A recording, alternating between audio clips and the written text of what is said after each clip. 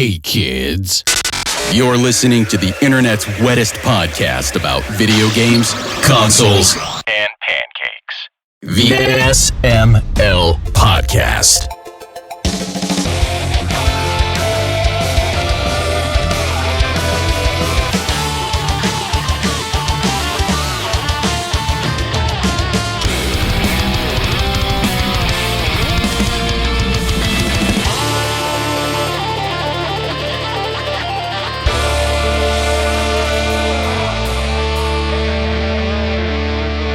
What's up, everybody? This is the SML That's cool. Podcast. I am your host, Joe. Aki can't shut the fuck up. But Chris is here. Pernell's here. Tim is here. How is everybody doing? Pretty Wait, good. When did Tim show up? Really? I've been here. I didn't hear him say anything. I remember he was like, Tim isn't here yet, but I don't remember you saying anything. So anyway, Oh. Chris brought his partner with him today to hang out. Catherine, how are you doing today? Hi, I'm doing good. Welcome to the show. It's been a while since you've been on. How's things? Things are good. I just applied to UT Austin's PhD program for information studies, Ooh. and that's what's going on. That's a good thing to be going on. I'm incredibly nervous. I really hope that I get selected for the program. Just so, if only so I can make one of my older sisters specifically call me doctor. She's a real doctor. Well, when I was 12, she told me that she was smarter than me because she had more education than I had. And so I've been working to fix that. It's starting to Nothing, sound like And then also That is- make her call me doctor. That is the Nothing- most petty thing I've heard in a long time, and I love it so much. so that sounds like Nobody's Nothing, petty. Sisters are petty. Nothing is a greater motivator than pure spite. I know. damn right. It's what gets things done. That is Hell yeah. fantastic. Drew Van Camp, 10 out of 10 villain origin story. Imagine getting valedictorian that year too, and it's like you get to give the speech or whatever, and it's like and it's like, well, people always ask me, what is your driving force? And I have to say, she's sitting in the front row. Come up on stage. Oh, I would never let her share my spotlight. Oh no, the spotlight would be her coming up on stage to call you doctor in front of everybody. Yeah. That would be golden. Whoa. But also it'll be like the ultimate end of the petty ship. It's like, yeah, I'm ready to hear it from you. Nah, you got to drag that out. You can't just get it over and No, done I with would in want one it to night. play out at like a family gathering where she says like, "Oh, hey, sister," and I'm like, "I believe you mean doctor sister." Doctor sister. Yes! Doctor Yes! Doctor sister. Sounds like a TV show. That would be like a great follow-up. She's a doctor. She's also family. How do they reconcile this? Find out on Doctor Sister. But also not that kind of doctor. Like, don't get sick in front of me. I can't help you. Oh my god, I like it. I would watch this show. Just going to point that out. I just want you to know I would watch this show. So we need to get it. We need to get someone to take care of it. We need somebody on the horn. Tim can do it. They can. Extra can publish to set this show up. In a couple years, assuming I get into the program, Chris can tape it when it happens. When I make my sister call me doctor. Literally, And tape it. then- I'm going to Yes, use a Chris, you need VHS to use. camera. Yes, I was just gonna say that has to happen. Like the big bulky one that takes the full Yeah. VHS too, and not the mini. Has like a little boom mic sticking out of it. Yeah, Hell yeah. go old school. Play it on the family VCR when we get home. We have 2 VCRs. It's true. Do you really? Yeah, Yeah, Wow, why? they're cheap. Because we still got they're not. videotapes. They're hard to find. So whenever I saw one recently when I was thrifting, and I looked at it and it was like $17, and I just scooped it on up. It's kind of funny because the one that she got is a combo VHS and DVD recorder. And I'm like, ooh, I could back up my VHS tapes on an even more obsolete format. Because nobody uses DVD-Rs anymore. Not with that attitude. Not with that attitude. I you mean, don't. I would use a DVD-R before a VCR. True, but I what think you know what the I get. ones built into the TV are. It's not that they're worse; it's that they're more difficult to repair when they inevitably break. Mm. Oh yeah, because you have the 40-pound TV sitting on top of the VCR. Oh, I wish my big TV was only 40 pounds. Only. Yeah, I can't. The reason that I was so inclined to buy a second VCR was because I was moving the CRT and Chris's VCR fell off of it and the faceplate fell off. And I've been feeling bad about that for like years. You can stop. I absolve you. Yeah. Chris didn't You're even free. care. He's like, it still works. Yeah. Just It's a cosmetic VCR. What are you damage. going to do to it? True. The only I don't even know if I have any VHS tapes. I did have the VH version of Salival by Tool, which was a CD and a VHS combo. Or if you were really cool at the time, you bought the DVD version. But I sold that a while ago. I don't know if I have anything else on VHS.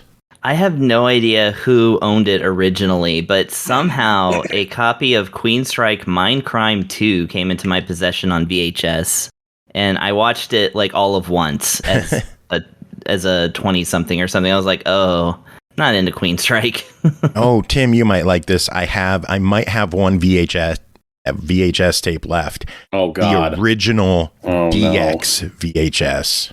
Oh, that. Okay. I thought you were going to say, like, you somehow had possession of one of, like, the River City Rumble VHSs that I sent around. No. Or something way worse that was in the hands of Eric Ruth for way too long. I'll tell you one thing I have on VHS that I think is cool is the motivational tape for children starring Mr. T called Be Somebody or Be Somebody's Fool. It's where they get that one music video that always goes around on Mother's Day about where Mr. T is rapping about his mother. I'm not even joking. It's a rap song. He does about his mother and how you have to treat your mother right, but he specifically means his mother. I've heard that. Yeah, it's great. Heard that. I feel like I remember that song. The not the lyrics maybe, but like it was arranged by Ice-T. So it's not Mr. T is not a rapper, but it's closer than you think to like a legit song. Well, you said someone else took care of the lyrics, right? Yeah, so he just had to voice them. So if you get someone that does the lyrical part, I mean, he totally sounds like a rapper.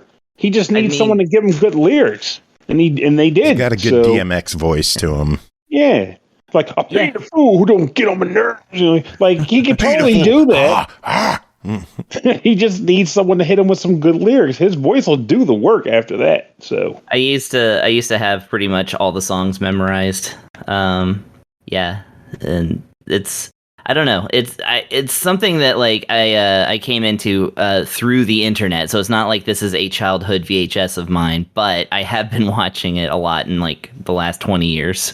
So it's nice. It costs $1 on eBay. I think it probably still does.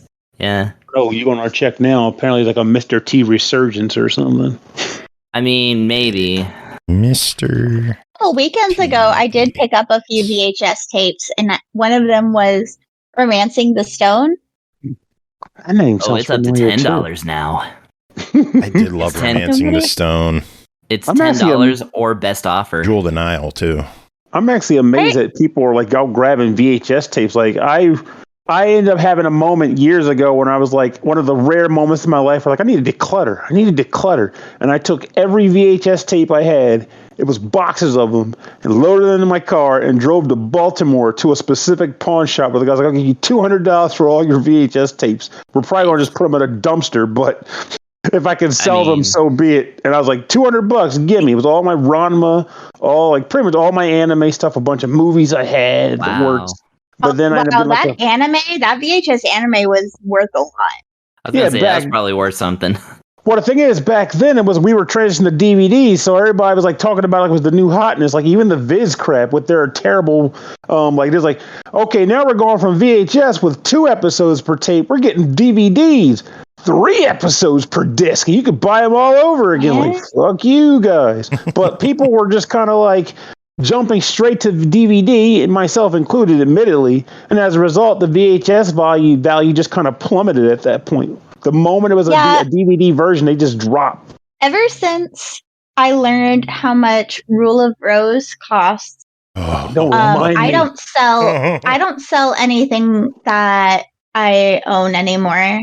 Don't remind me. Rule of Roses, my freaking forever failed. Like, that was like, I'll wait till it goes down in price like every other game I buy does. You and Catherine will get along fine then. Who? You and Catherine, the person you're talking to. You bought it. Did you buy it secondhand? I bought it for $5 from the GameStop PS2 bin when I was working in 2010. How will we get along then? She succeeded. No. And then I had it with me through a couple of moves. And then one day I was like, I have too much stuff. I'm going to sell all of my stuff. And Kindred spirit. Oh, I'm so sorry. See, the only thing I have is a first edition Disney VHS, and I don't even know which one it is anymore. You got to have some collectible game in your house or something, like some game that went up in value. Well, games, yes, but not VHSs, and I don't have much in the way of games either. My final foray into selling, bulk selling stuff was 4 years ago when I moved to Japan for a year. I went through all of my stuff because I don't want Chris to have to keep it for a year while I'm out of the country. But he loves you. Which, by the way, I was like, it's fine. He'll keep Just to say, I did not instigate this behavior.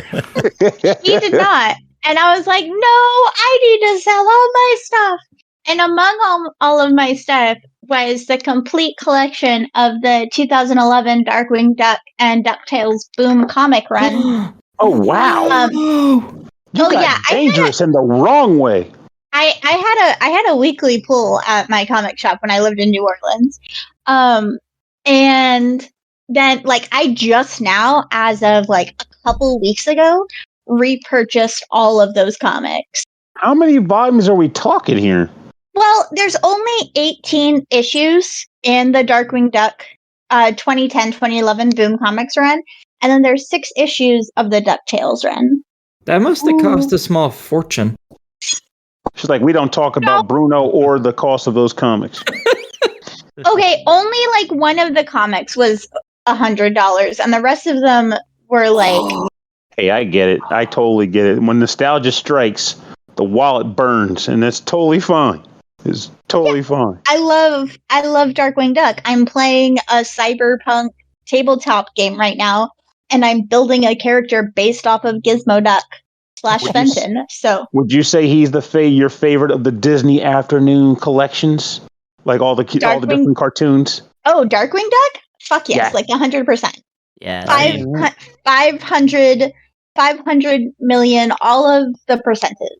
Yeah, he definitely does belong up there. I have a soft spot for Tailspin myself for some reason. Tailspin was my second. Was my close second because my dad was a very fat man, and I loved the Jungle Book, and so it's still Baloo the bear, and my dad would play pretend as Baloo with me. Hey, and Dad, I'd either be Kit. No, dear. Bare necessities. I'm looking at this Darkwing Duck DuckTales Dangerous Currency paperback, $260.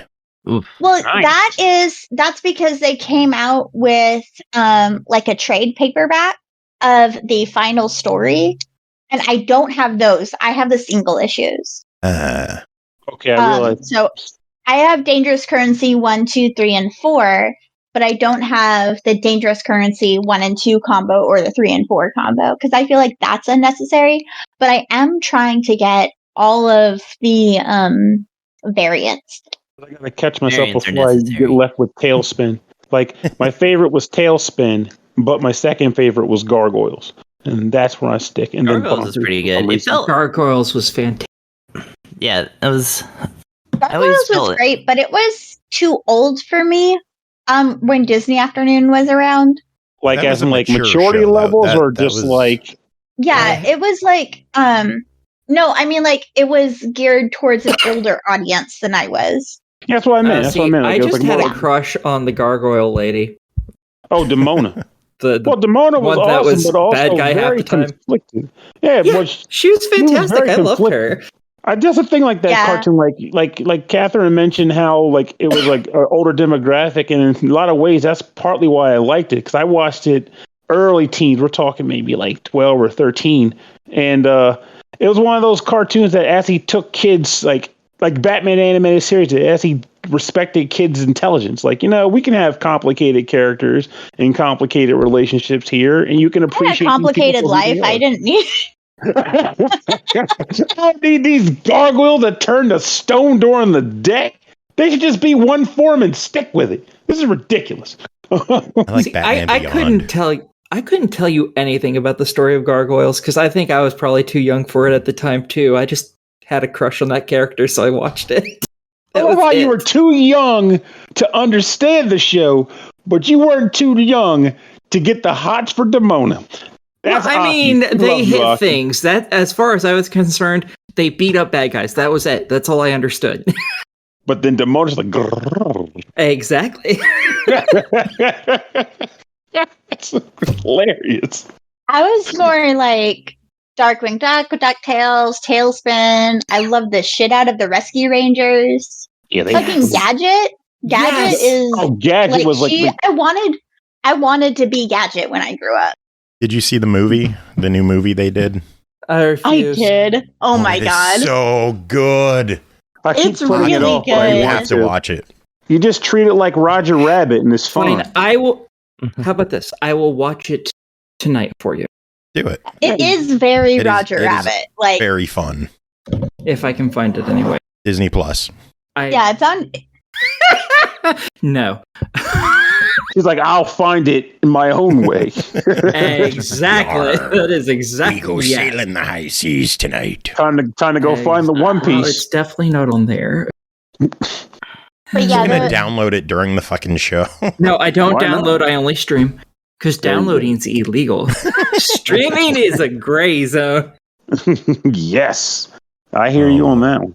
Is it just called Rescue Rangers? Is that just? I think it was just called Rescue Rangers, and it was made this year.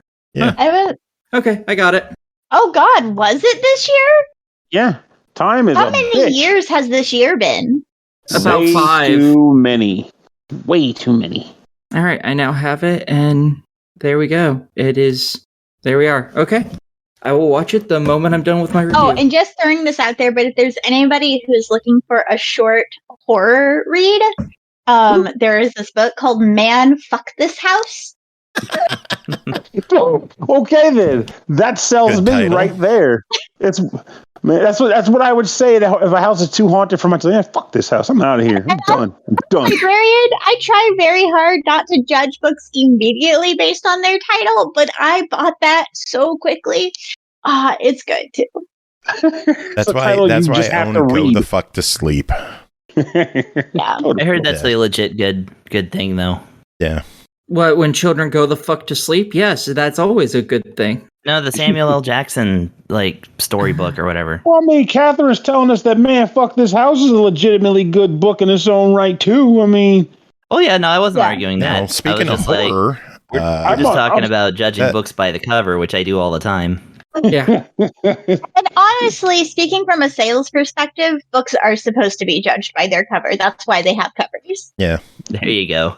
And that's why I didn't buy Stephen King's fairy tale, but someone told me I need to change my tune and give it a try. But if that was true that you were supposed to judge it by the cover, then why are so many covers just the title and fucking nothing else? Because people are cheap and don't want to pay a graphic designer? That is true. That it's been like that throughout a lot of history. Also, a lot of books will be like they're just selling it based off of the author, or if it's a topical book, well, the topic sells it. Anyway, speaking of horror, that could be a good segue into reviews. I was trying to get to that. Like I tried bringing it up, and Pernell just keeps going and go. Hey, I stopped. I was on board with it. I got it. I just thought it's not me. So yeah, is everyone ready for review? Should we dive into these? We got a couple to get through. Sure. Ready? Fuck it. Yeah. I guess so. Cool. First game to talk about tonight is the Dark Pictures anthology, The Devil in Me, developed by Supermassive Games, published by Bandai Namco, released November 18th on Xbox One, Series X and S, PS4, PS5, and PC for $39.99. A group of documentary filmmakers receive a mysterious call inviting them to a modern-day replica of serial killer H.H. Holmes' murder castle. It's an opportunity that is too good to pass up and could be just the thing they're looking for to win some much-needed public interest. The creepy hotel is a perfect set for their new episode, but things are not quite as they seem. The crew discover they are being watched and even manipulated, and suddenly there's much more at stake than just their ratings. Pernell, what is going on in The Devil in Me?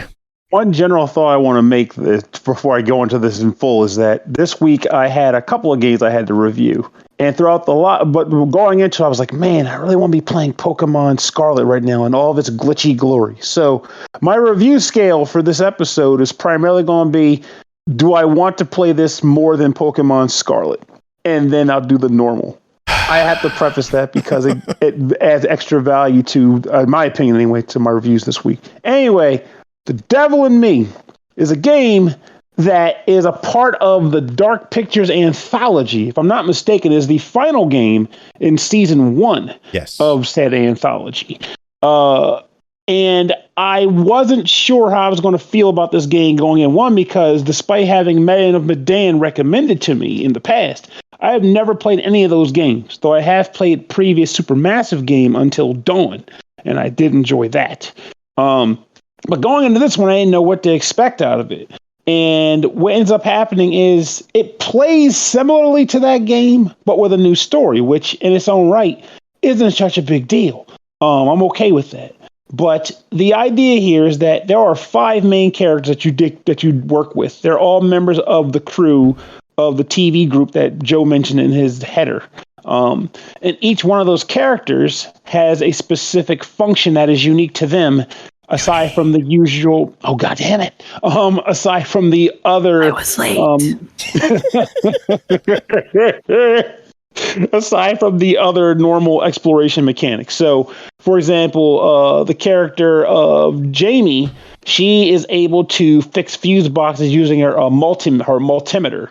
And there's another character named Aaron who gets I guess like a sound mic that she can use to listen for sounds in various directions while she's walking around the house.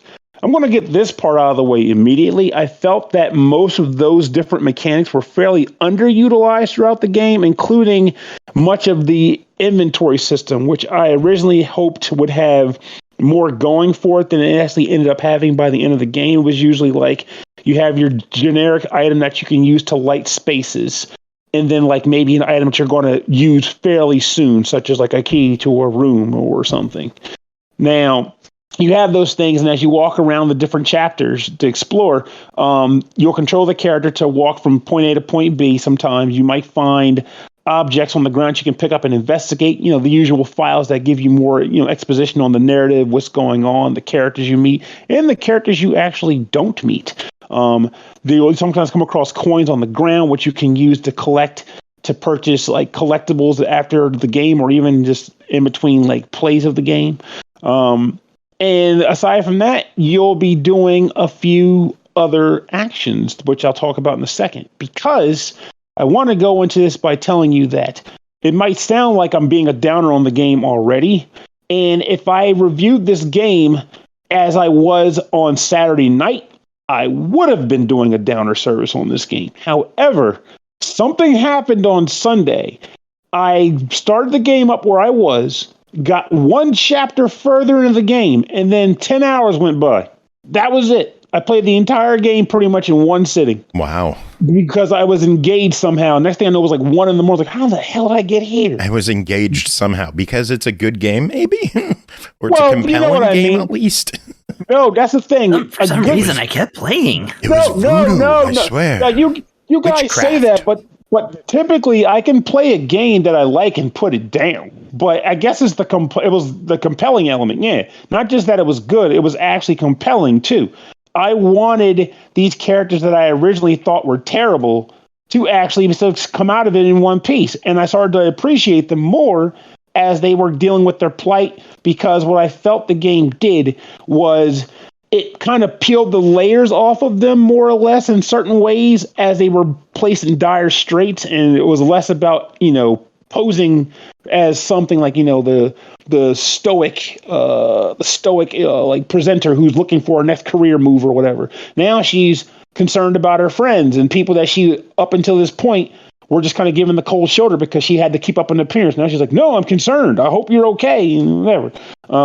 But a lot of it also stemmed from the fact that when you were in situations where you were being, hounded by the killer or killers or whatever, you felt that sense of stress of like, okay, it's time to hide. Something's happening. The game might say, you got to hide.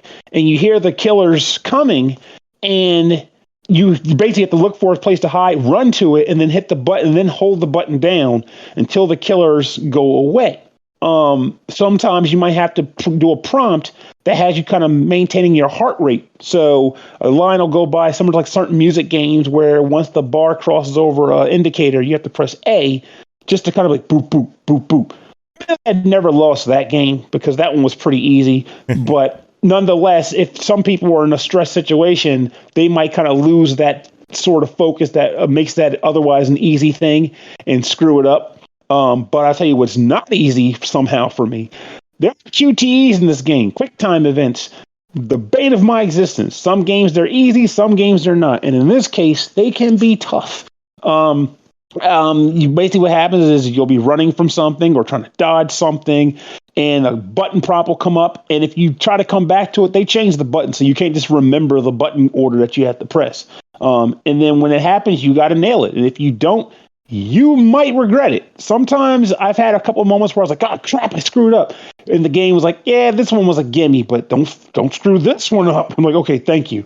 Thanks for the reprieve." So I was kind of thankful for that. But it gets a little tense sometimes when you're being chased around. It's like, hit the button to jump over. It's, oh, you missed. Time to get hit in the face with a pipe. That sucks. And the game has a way of kind of saving at certain zones too, where you don't think it will. So if you miss it and try to like do like I did, which was like reset the game immediately and go back, it's like, nope, you start right back after getting hit in the face with a pipe. You're stuck here. Though with that said, your decisions matter in this. Basically, you can't just save scum.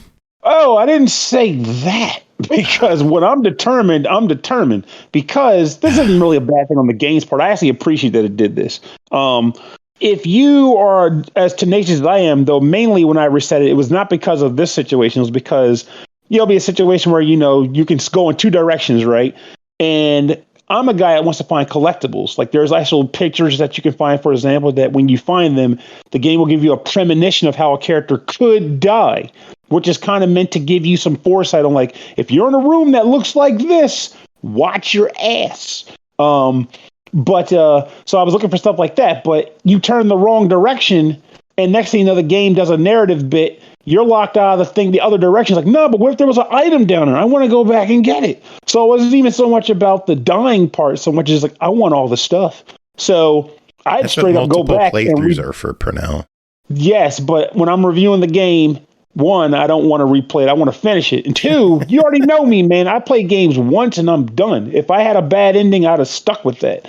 But fortunately for me, I did get a freaking good ending in this game. But I almost didn't, because without spoiling what happens and how, one of the most important finale scenarios is primarily quick time events, and they're important. So it's like, whoops.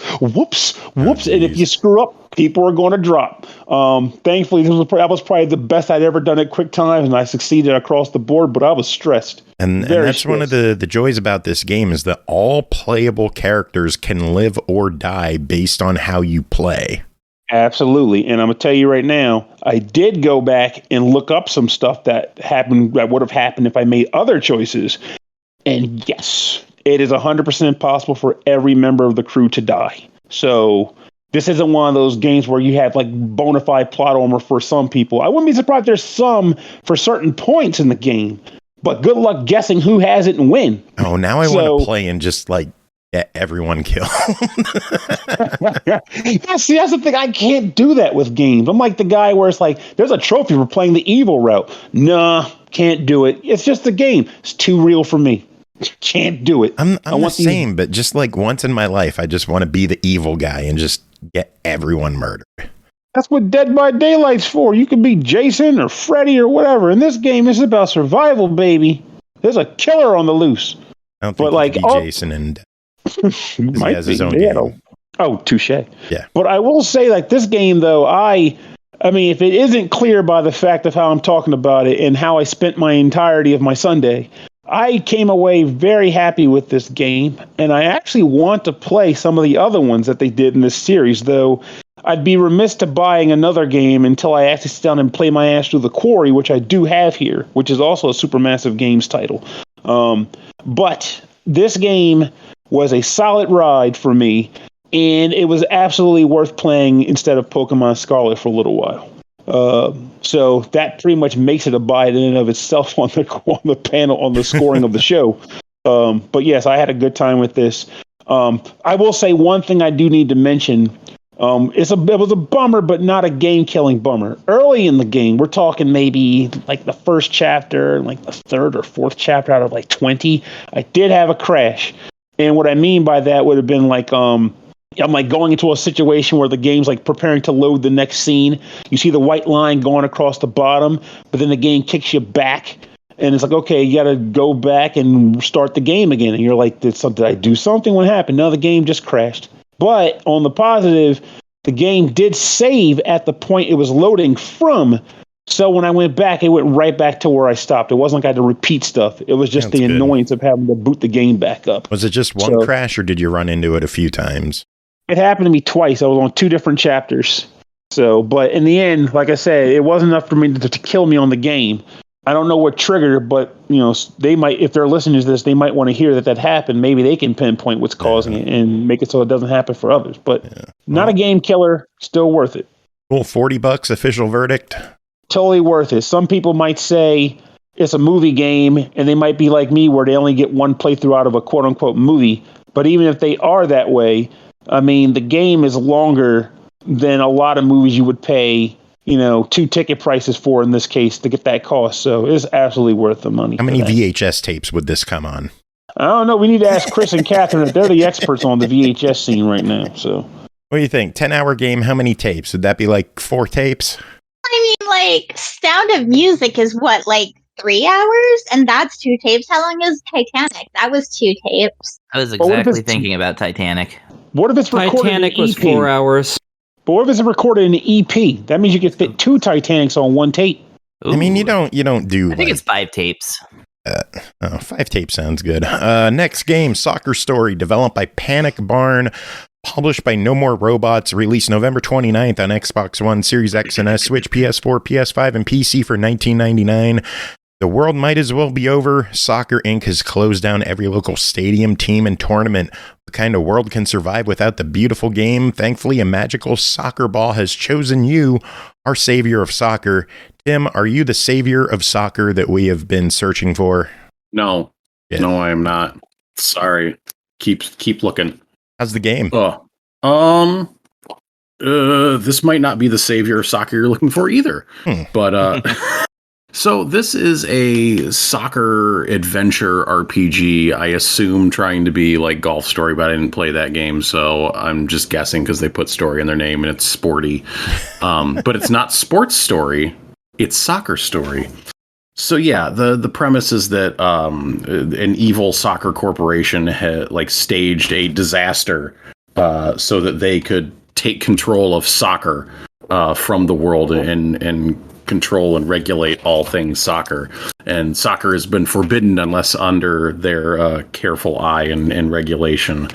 But your little soccer loving kid that you control, be it twin boy or twin girl, your sibling is then called twin the rest of the game, which is kind of funny.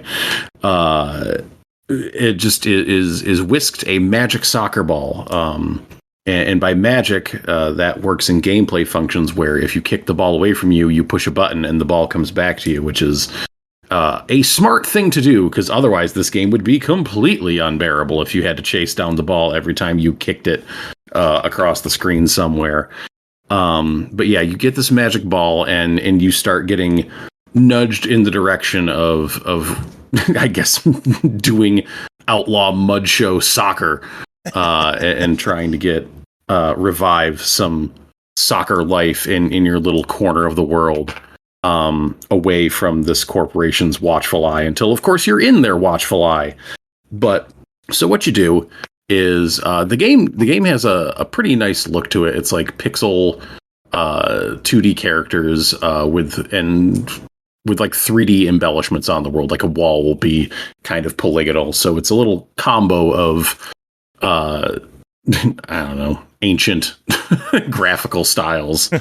Not ancient, but it's mishmashing things up. And it looks cool. I think it has a good effect to it, even though sometimes I can get a little lost behind buildings. There are moments where I would just kind of get stuck between things somehow, which is interesting. But for the most part, that was fine, and the game looks good. It has a charming writing style, just overall, with the way characters interact, the dialogue, kind of the flippant way they herd you from goal to goal in this game. Kind of tiptoeing on the border of being a bit too much, like a little bit too much of a wink, wink, nudge, nudge, in that, like, oh, you have to go do this thing because it's a video game sort of deal, and we need to give you video gamey sort of things to do. But at least in terms of the writing, that's not so bad. So you go out with your soccer ball, and you are given quests to accomplish, which nothing is too like strenuous or crazy. It's a lot of going around and collecting a certain number of objects or talking to a certain number of people. There are more soccer related ones where you have to like kick balls to hit a target or dribble around like an area in it's like basically a time trial type deal. But a lot of going around, just running around and looking for things.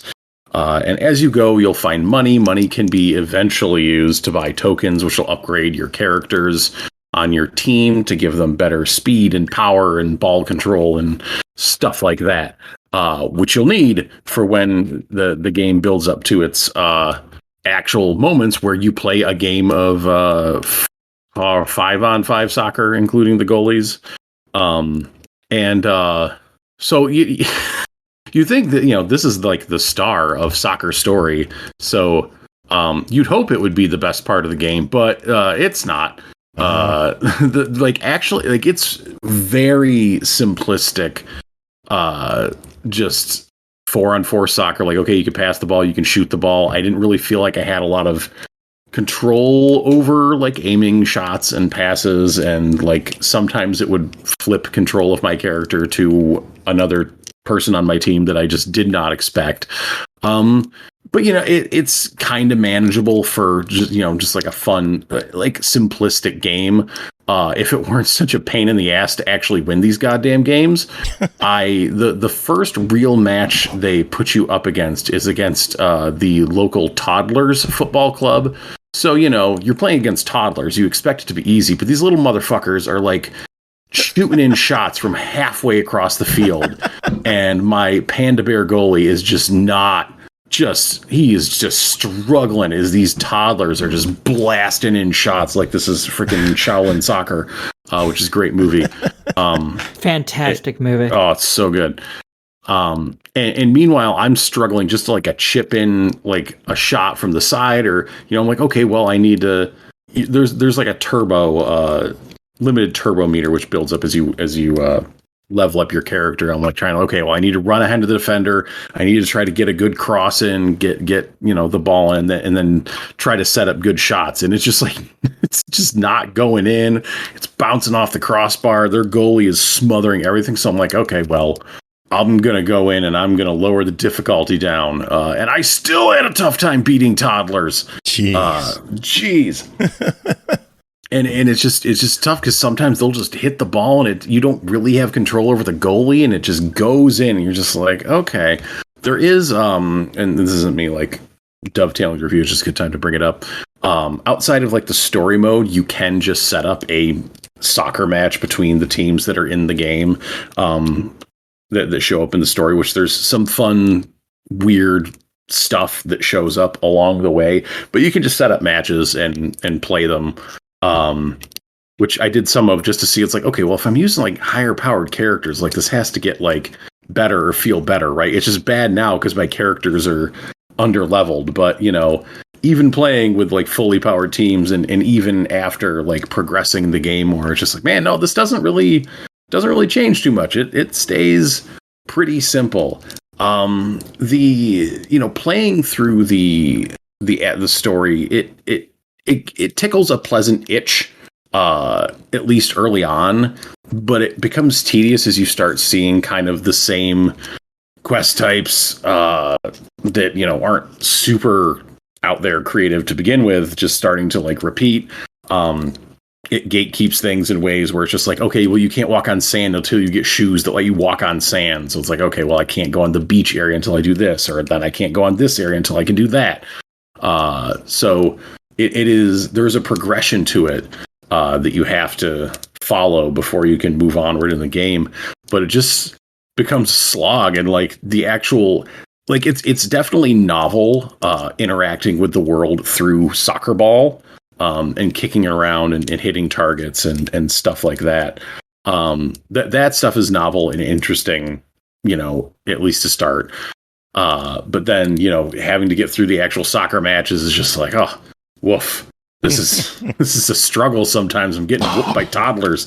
And just everybody I come across, like old geriatric people, ghosts. Who knows what, or just, you know, until I can just manage to get the magic together to score some goals and overcome. There was something else in my head, but it's gone now. Don't know where it went. I was surprised how long it took. Game is? Do I know where it is? Yeah. Is it on Game Pass? Yes, it is. Well, that makes it easy for someone to try it out and then think of other things to do with their money. But I did run into, I knew there was a game. I was trying to think what the technical problems were I had with this game. Like I had a moment where it just like glitched and wouldn't advance me. It was, I think, after one of several times that I lost to the toddlers. And because then it's supposed to just like kick you back to basically like the local football manager's office, and then you talk to him and he's just like, wow, those toddlers are pretty good, right? Well, try again. And you just keep playing them. And it just like glitched and wouldn't go anywhere, and I had to quit out and like reload the game. That was a minor thing. It's just like the problem is just like, for all its charm with its graphics and its writing, it just actually playing it wears unfortunately thin very quickly, and the soccer game that they have going on is not serviceable enough to even be like, well, I'll just play, you know, it's just fun with the quick little thing with a quick match. It's like, no, that's not even, I don't know.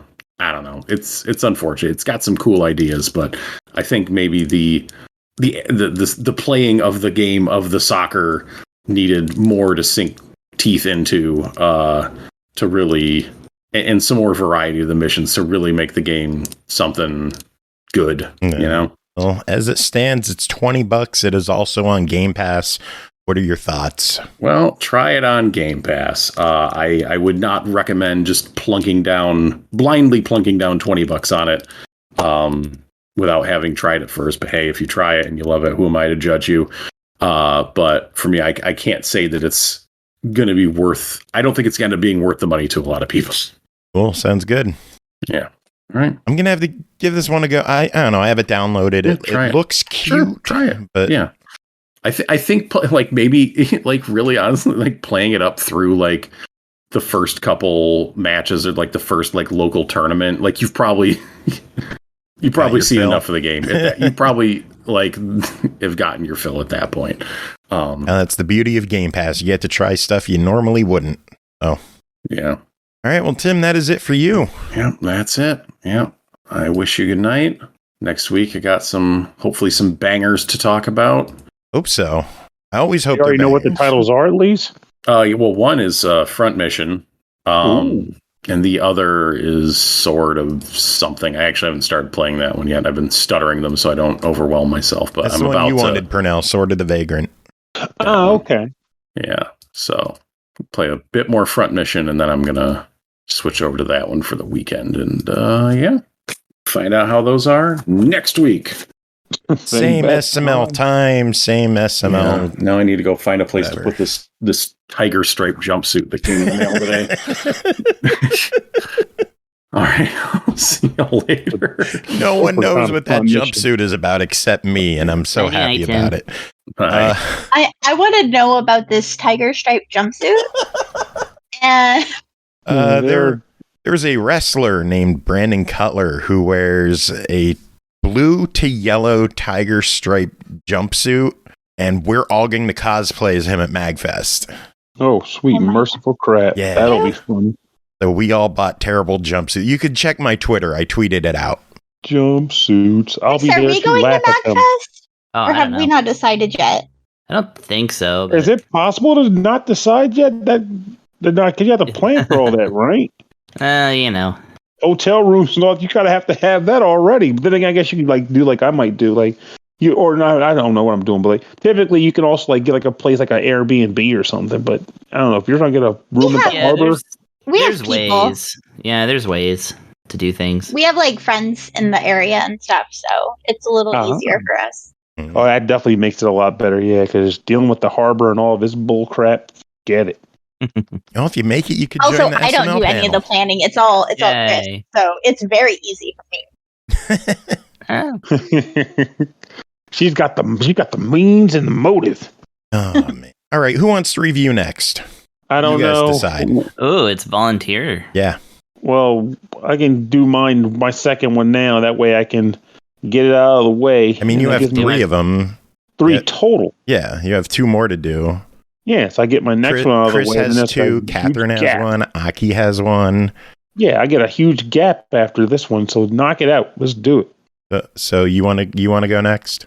Yeah, let's do it. Let's get this done. All right, next up is Do Not Open, developed by Noctis Studio, published by Perp Games, released November 25th on PS5 and PC for $24.99, coming in 2023 to PSVR 2 and PS4. Escape the manor whilst dealing with a mysterious paranormal threat stalking you. The pressure is intense as a clock ticks down to 0. The clock stops. Hurry, solve, hide, or die. Pernell, which option did you choose? I died. Cool. What's next? Yeah, that's it. That's the game. You go. God, actually, the review would be better if that was the end of it. But nope, I'm going to talk about the game too. So, Do Not Open is a game about a man who has a wife and a child. He gets a phone call about an aunt who takes her own life. The game does give you a warning about this, at least. So if you're not comfortable with that dialogue, you don't have to hear it. And then, like, the screen, he gets a phone call from her. Screen goes to black. Next time he's in the house. I guess the house. And he's there by himself without his wife and daughter, and he's wondering where they are. And you're tasked with solving a puzzle to get out of the room you find yourself locked in. It is a basement.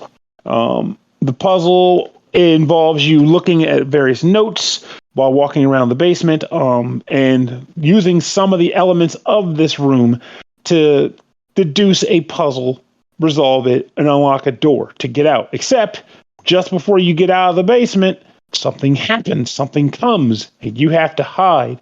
The game at this point teaches you how to hide, being that you have to run and find a closet and get inside of it. And then, when you do, you get an inkling of the monster that is stalking you throughout this house. And then the monster leaves. And then you are free to leave the basement and enter the house proper. It is at this point that you are in a huge foyer. You pick up a crowbar, which you can use to kind of remove some plywood. And then like that maybe blocking certain doors and pathways. And then you enter a room. This room leads to a puzzle room. In which case, this is where the problems begin to appear. Uh-oh. Yeah.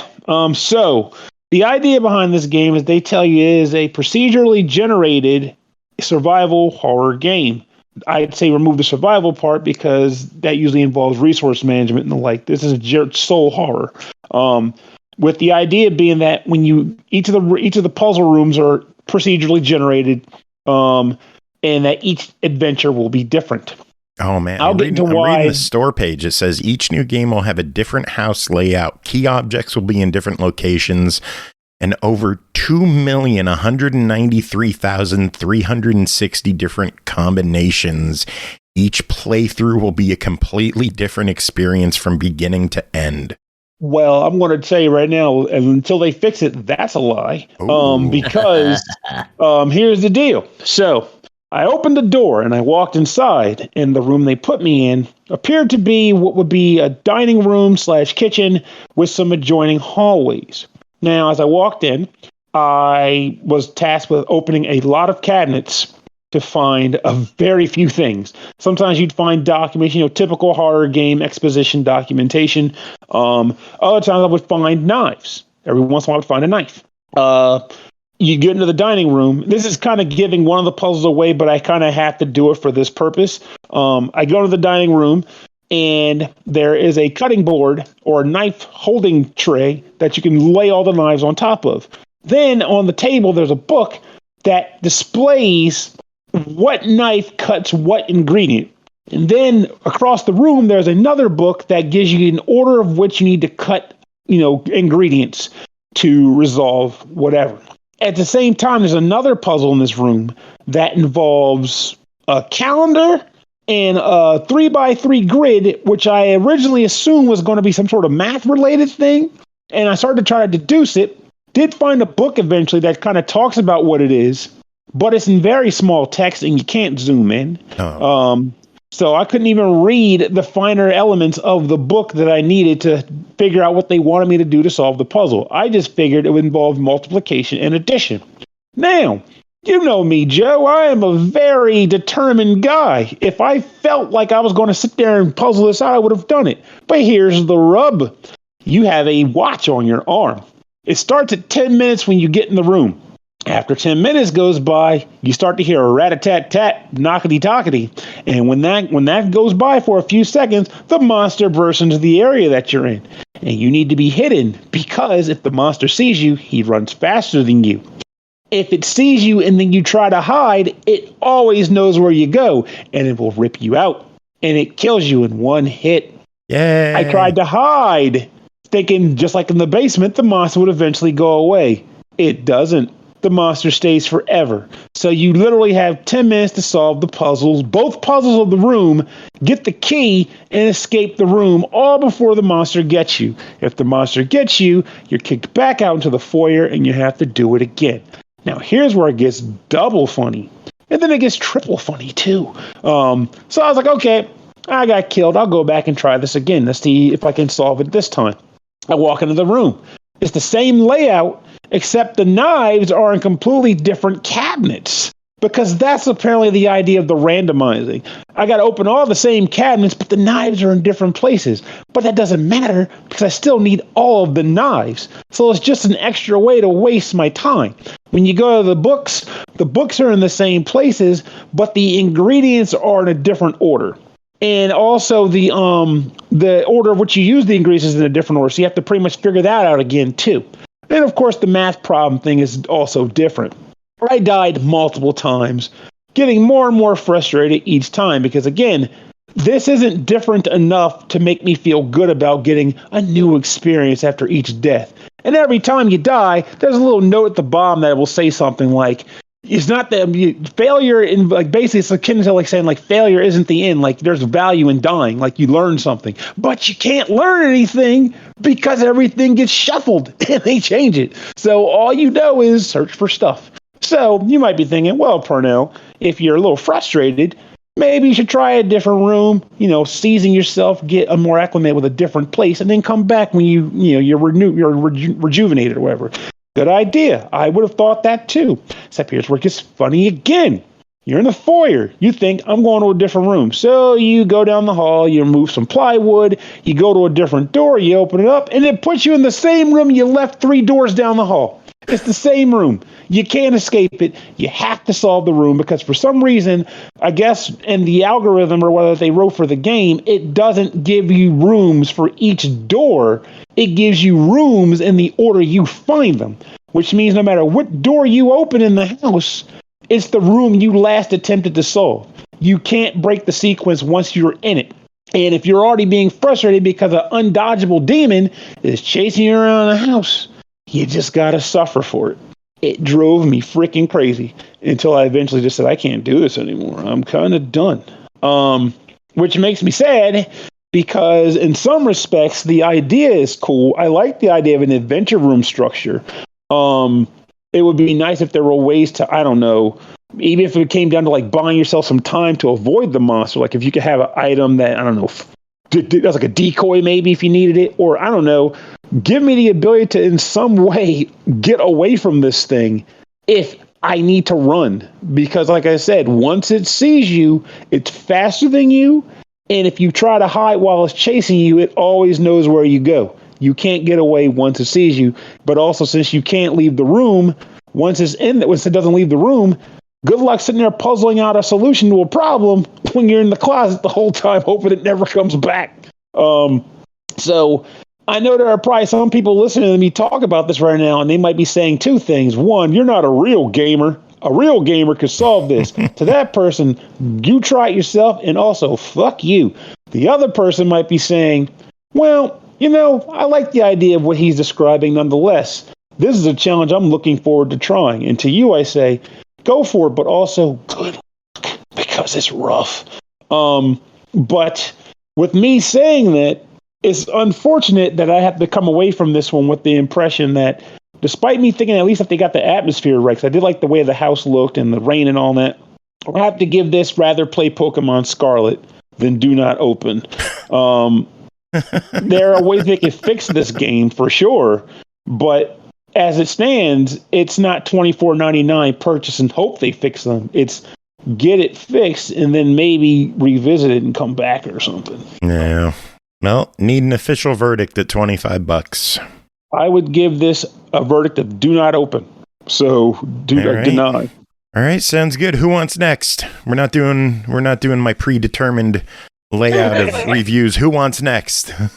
Like an arcade, put your quarter up. Yeah, I can go next. I was just munching. Cool. Next game, new Joe and Mac Caveman Ninja, developed by Mr. Nutz Studio, published by Microids, released November 24th on Switch, PS4, and PS5 for $29.99. It's Xbox Series X and S and PC on December 1st. Switch, PS4, PS5 will have a physical release December 13th.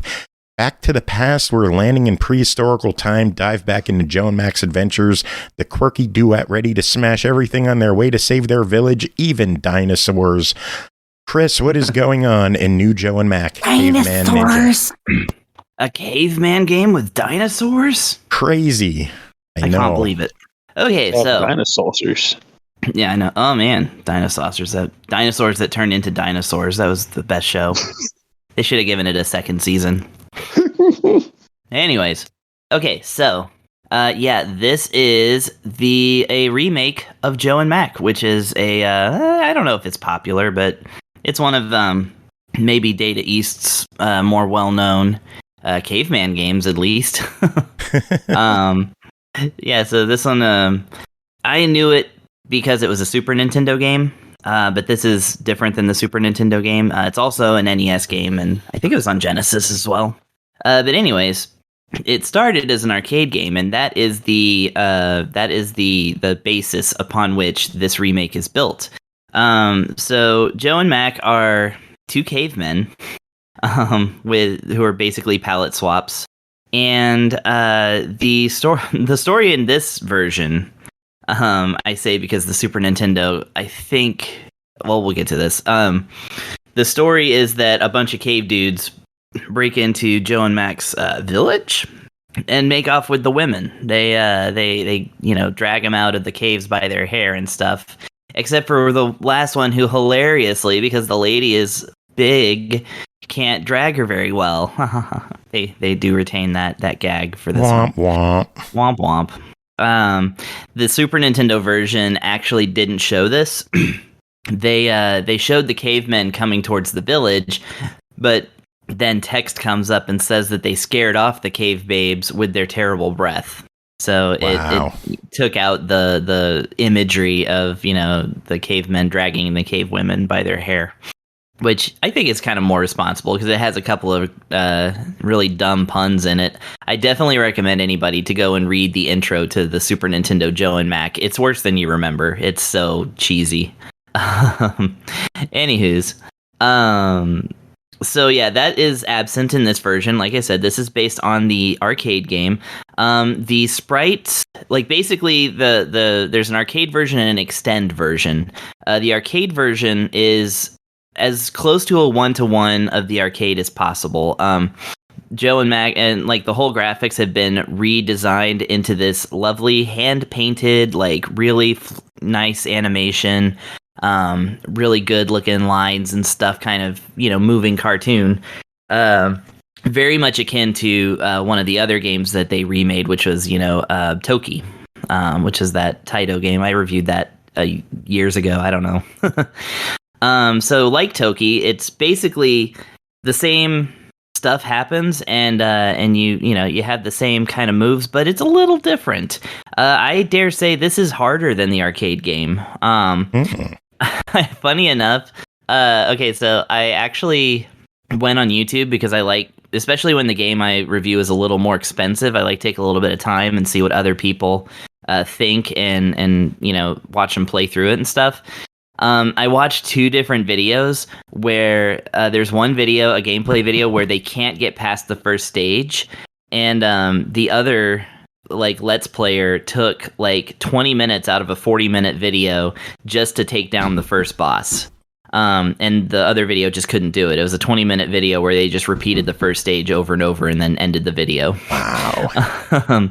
Here's the thing, and the game itself will not tell you this, but there's so Joe and Mac have a variety of weapons. They start off with a kind of stone axe that they throw. It's got that kind of arc, like a Castlevania axe, but maybe smaller. And as they proceed, they can get different weapons, and they're all caveman themed. So you've got the wheel that you can roll over enemies. You've got a little dinosaur tooth that functions as like a knife or something. And also in the arcade version, mysteriously, you can shoot clones of yourself at the enemy as a pretty rare weapon drop. You just shoot clones at yourself that pop out of you and go and punch the enemy. It's very meta. And I did not ever see that in this version, so I hope it's in there, but I doubt it is. But anyway, you can do a regular shot, but if you hold down the shoot button, then your dude does a wind up where his arm spins around, and then that will get you a super powered shot. You can take down the first boss in 3 hits like that. Nobody that has reviewed or played this game seems to know that. So I got much further than the reviewers did, or the Let's Players and stuff. So there's a free tip for you guys. We're better. Yeah, we're better. Come to the SML podcast for the hot tips. We are unique. Unique. So let us talk about the ways in which this game is unique from the arcade version. One little criticism kind of pops up. So the arcade game, being an arcade game, is one of those where you get, because it's a side scroller and death happens often. It kind of goes by Adventure Island rules. It's that you constantly have to eat food, otherwise everything that you do kind of depletes your life. And enemies, it's not like one shot kills you in this game as opposed to Adventure Island, but you don't have that much life, so you get hit a few times and you're dead. In the arcade version, there's a variety of checkpoints, including one right before every boss, so that, as long as you keep dumping quarters in it, then you keep getting turns. The Super Nintendo version had a thing where you had limited lives and continues, but you got to respawn exactly where you died, especially if it's 2-player mode, because this game does have simultaneous 2-player co-op. This game just makes you start the entire stage over no matter what, and you still have limited continues. Ouch. So you get 3 credits of 3 lives each, and you just gotta, I guess, use that to get through the game.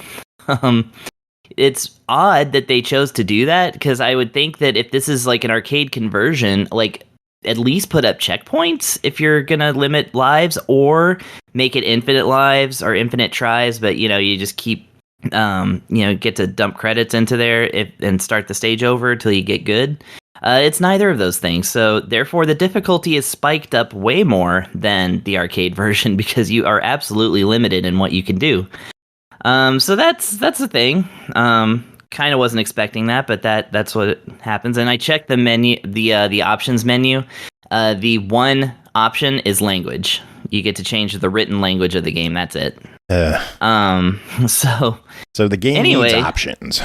Games need options. At least the controllers mapped correctly.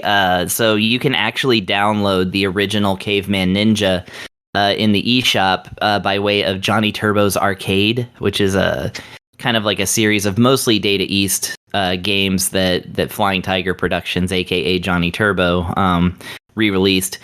That version has unchangeable controls, and jump is mapped to B and shoot is mapped to A. So, which I'm sure feels more like the arcade game, but it certainly doesn't feel good on a Nintendo controller. Anywho's, so yeah, that's one thing. So, like I said, the game is presented like the arcade version. So, if you're familiar with Joe and Mac, aka Caveman Ninja, then you'll know that you basically start the first level right at the boss. There's very little. You just climb across the dinosaur and then fight it. That's the entirety of the level, which is funny that people couldn't beat it. Still, that's how short it is. So the game does offer an extend version. So the extend version appears to be, unless I'm mistaken, a unique to this game layout wherein the stages are much longer, although they do still lead to the same bosses and scenarios and stuff, but it's not cramming a whole ton of bad guy cavemen into one spot. It's more they're spread out across a level that's kind of set up to give you more individual challenges. Because that's kind of the thing of the arcade game, is that they crowd the screen all the time with enemies that are coming at you, or pterodactyls that are bringing eggs for you to break and get new weapons and stuff. It's more chaotic.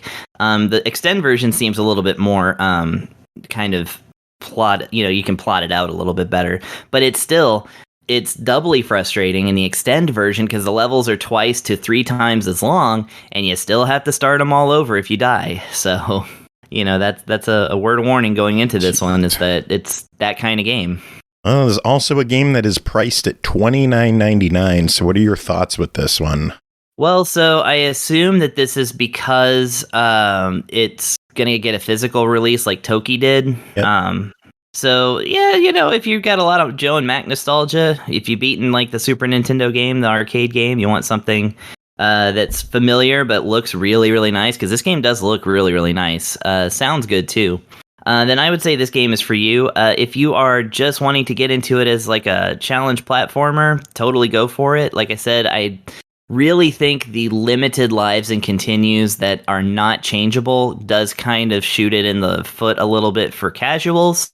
At which point, I'd say 29 is worth it for the physical, thing there. For digital, I would say wait for a sale. But I mean, there's enough here to recommend it to people who want to be challenged this way. But yeah, other than that, beware. Cool. Sounds good. There you go. All right. Who wants next? So, I was muted. You want next, Catherine? Yeah, I'll go. Cool. Next game, Shadows Over Loathing, developed and published by Asymmetric, released November 11th on Steam for $22.99. Shadows Over Loathing, a slapstick figure comedy adventure RPG full of mobsters, monsters, and mysteries. Catherine, what is going on in Shadows Over Loathing? Hey, so I should preface this with the Asymmetric team. A lot of people might know them for Kingdom of Loathing, their first game ever, and that is still running a browser-based RPG that I have been playing since 2005. Wow. You do realize there are other games, right, that exist? Huh? Yeah, there's other games, I promise. Well, the nice thing about Kingdom of Loathing is that it's a turn-based game, so you're limited in how much time you can spend on it. Well, kind of limited, depending on how good you get at it, or how many years you play it. So I've been a fan of Asymmetric for a very long time. To the point where like their main office, I don't even know if they have a main office anymore, but it was in Phoenix. And when I was little bright-eyed 19-year-old me, moved all the way to Arizona to be with my internet friends, who I had never met. No, that's not true. I'd met them once.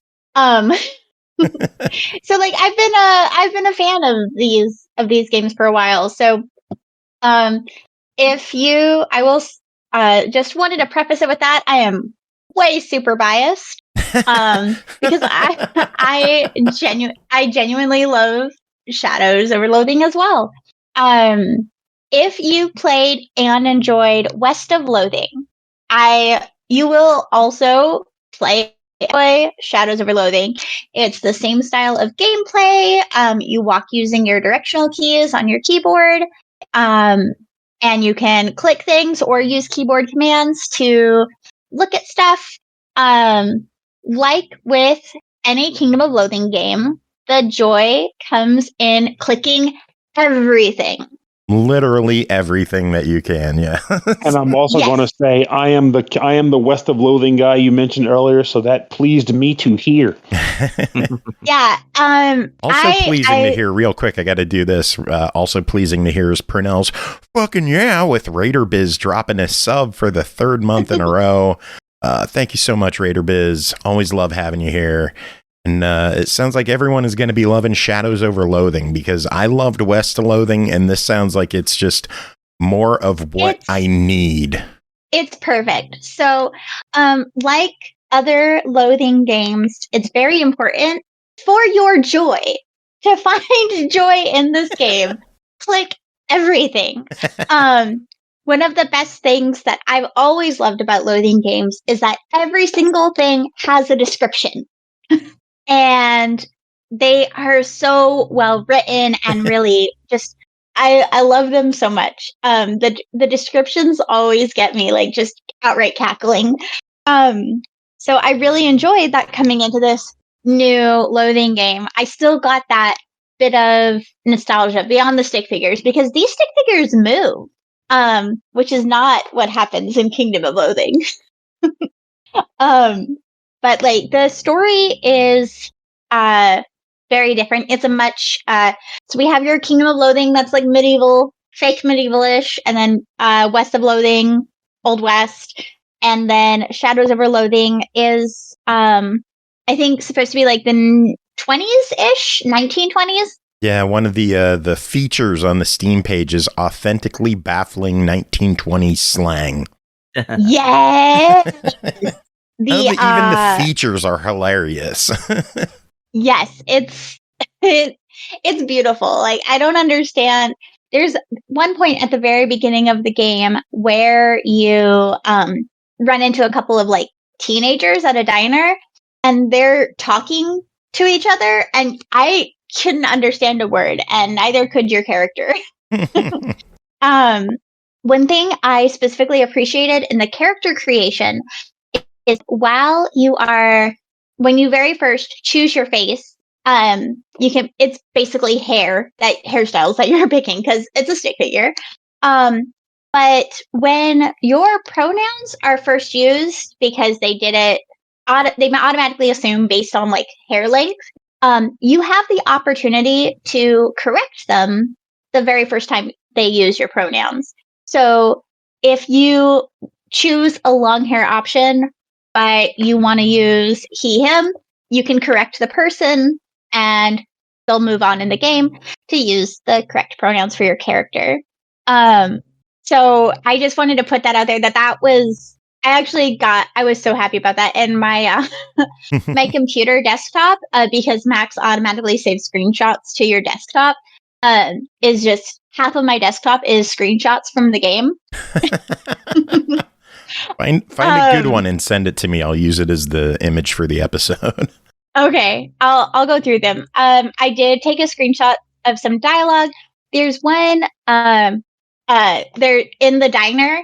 There's a sign on the wall that says "Try coffee, you'll like it eventually." Let's see. when you first start the game, they give you instructions, like the tutorial on how to start going is very creative.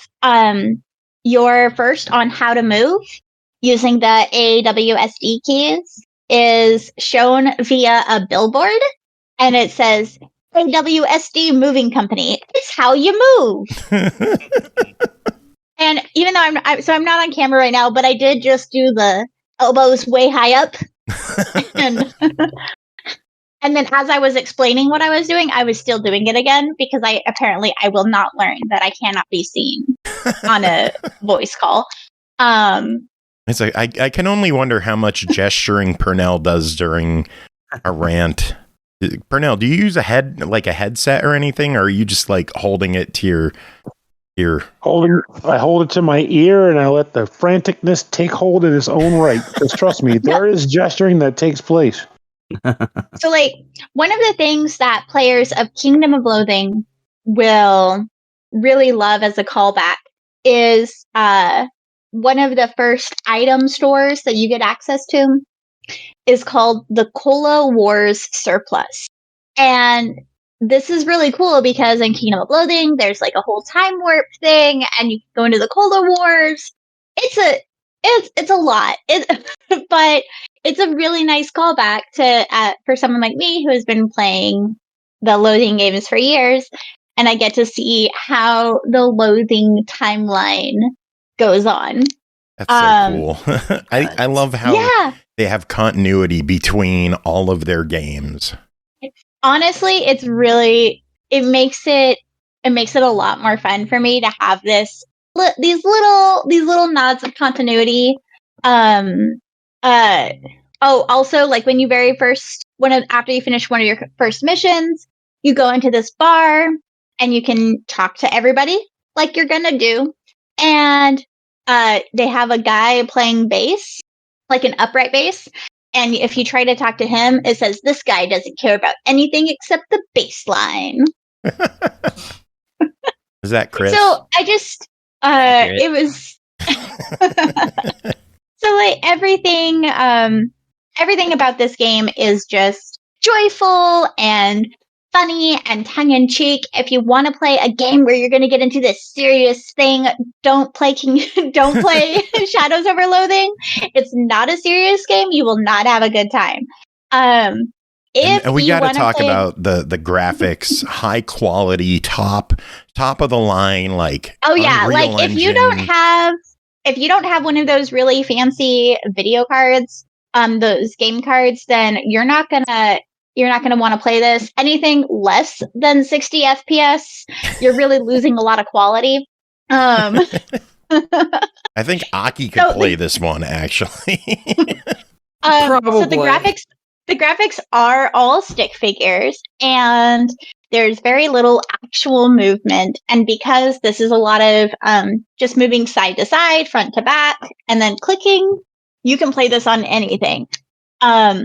It's honestly, when I very first started playing Kingdom of Loathing back in 2005, I just had dial-up, and it was a browser-based game. I think they keep that at their heart with these Loathing games, is that they are accessible to everyone, no matter what kind of device you're playing.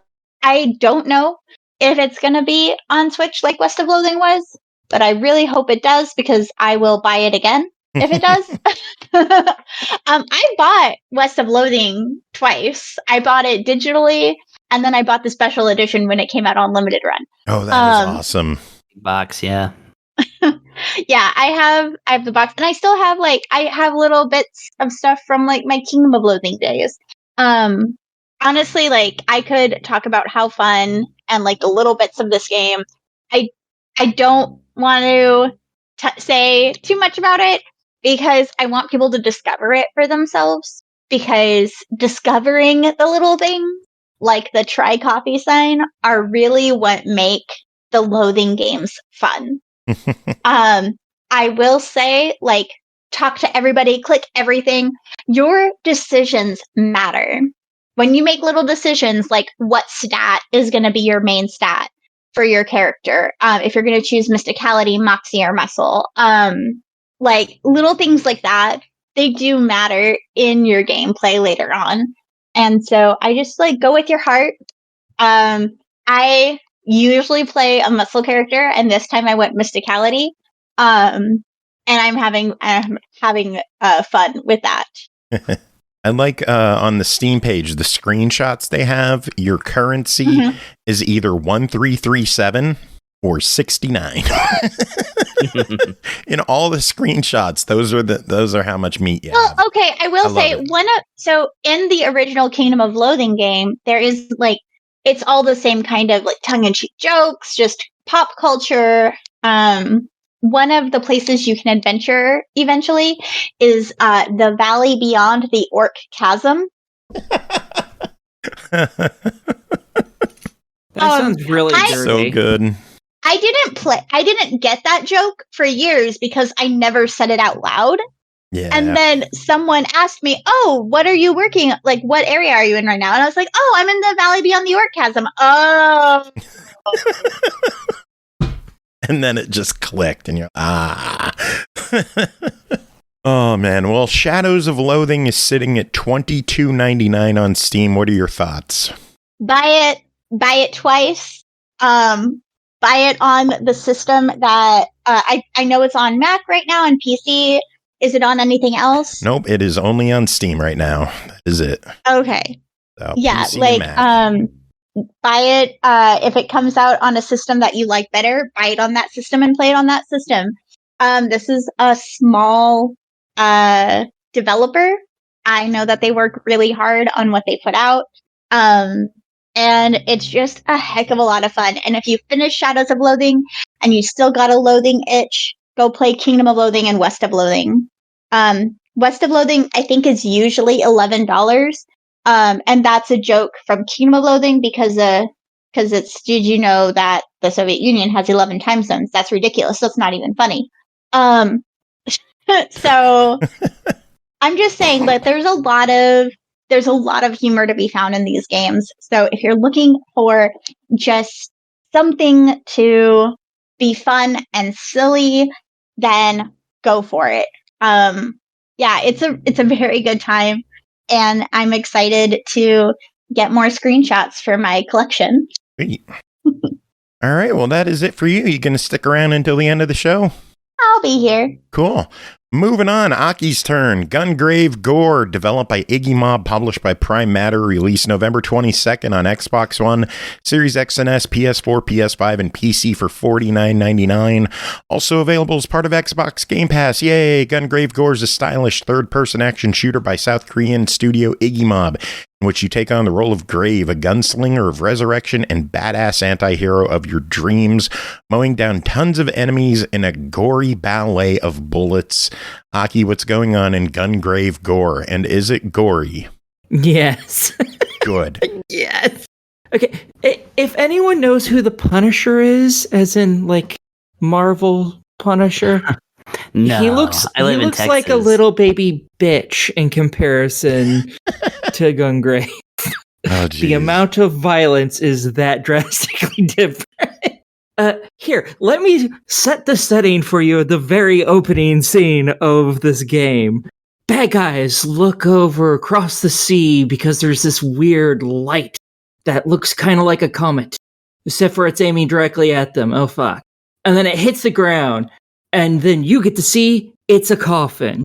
And it bounces a few times, slams into a dude crushing him, and immediately out of the coffin pops Gungrave. And he does this flip, grabs a dude's head, twists him around, breaking his neck. That dude shoots a few times, killing another dude. And then Gungrave lands. And then puts holes in a bunch of the rest of the guys. Jeez. And it is all in beautiful graphic detail. When that coffin hits that dude, his body goes all over the place, and it's great.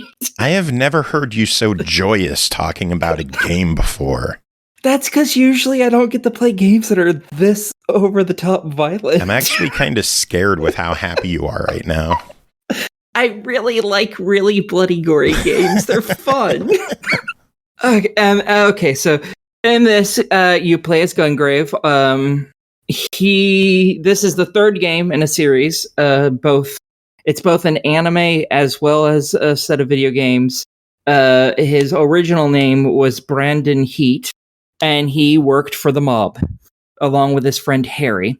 Harry decided he wanted to run the mob, so he killed Brandon because Brandon was loyal to Big Boss, as they called the head honcho. And then somehow, mysticky bullshit, Brandon is brought back as basically a zombie who needs complete blood transfusions every now and then, but because he was brought back from the dead, he is extremely strong and really durable, blah, blah, blah. And that's basically the story of the first game. And it continues on from there. In this, you are trying to get rid of a drug called Seed. It's been in every one of the games. It basically turns people into monsters.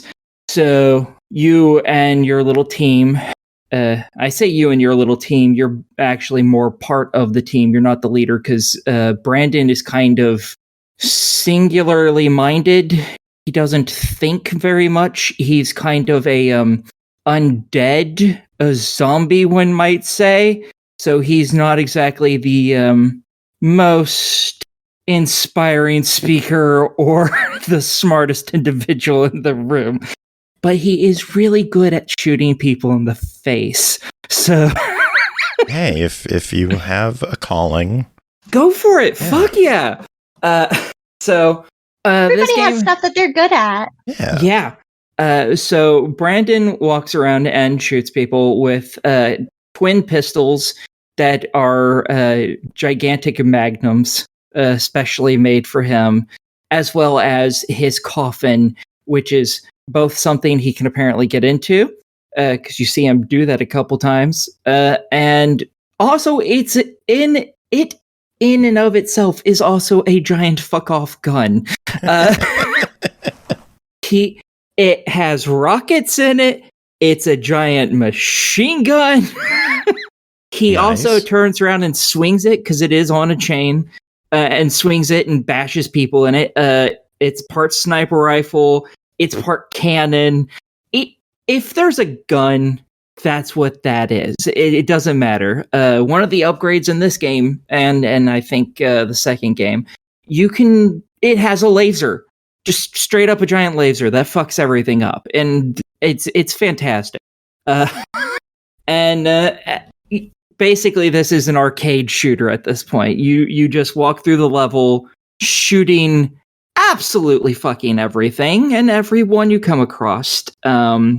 There's a lot of destroyable stuff in the environment in order to help build up a streak, basically, of hitting things.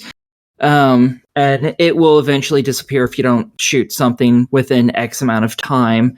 The higher your streak is, the better that part of your score is at the end of the level. There's also how quickly you beat it.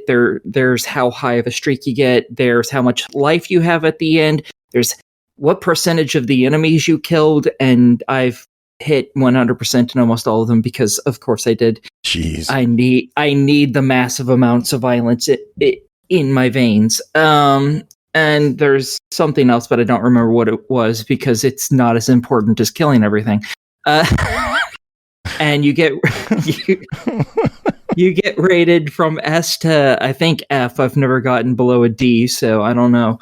And that gives bet you've never been below a D. Oh, very true. Where's Jacob when I need him? He would have loved that one. Yeah, well, he's probably pooping.